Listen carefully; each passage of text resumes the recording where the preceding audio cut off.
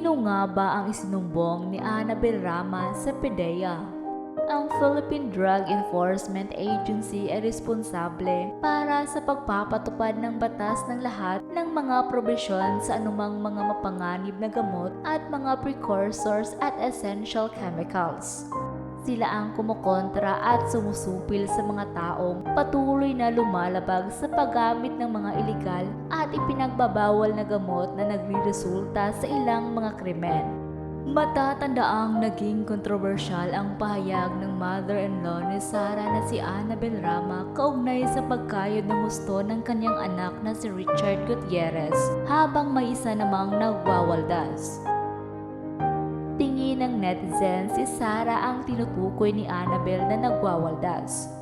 Tila nagpasiring din ng ina ni Sara Labati na si Esther Labati sa waldas issue ng kaniyang anak. Sa kanyang social media post, shinare niya ang lunch date nila ng asawang si Abdel Labati sa BGC.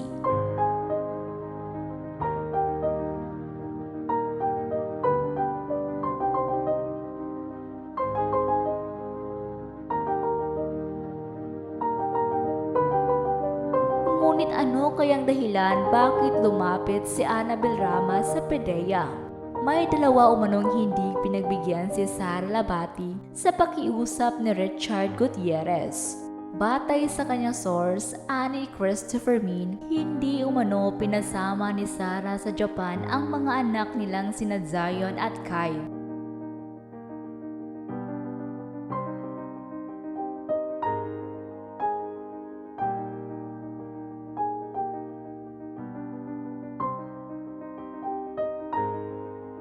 Ang pangalawa naman ay tumanggi raw si Sara na magpa-drug test.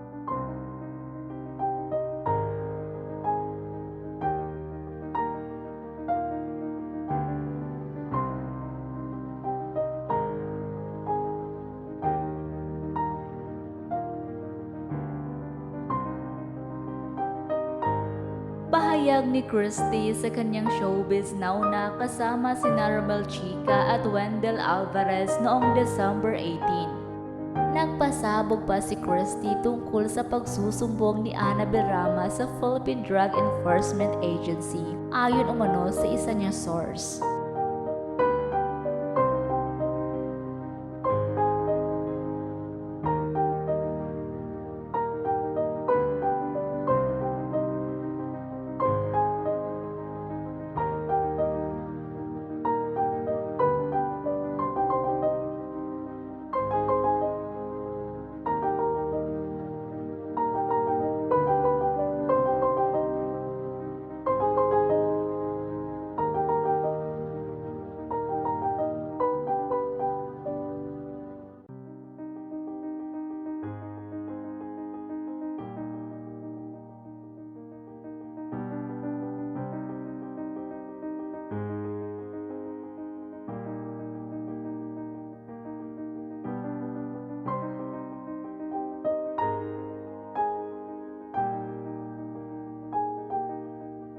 Naniniwala ang tatlo na itong issue sa PDEA ay kasama sa mga gustong sabihin ni Annabel, pero pinigilan na nga itong magsalita ng kanilang abogado.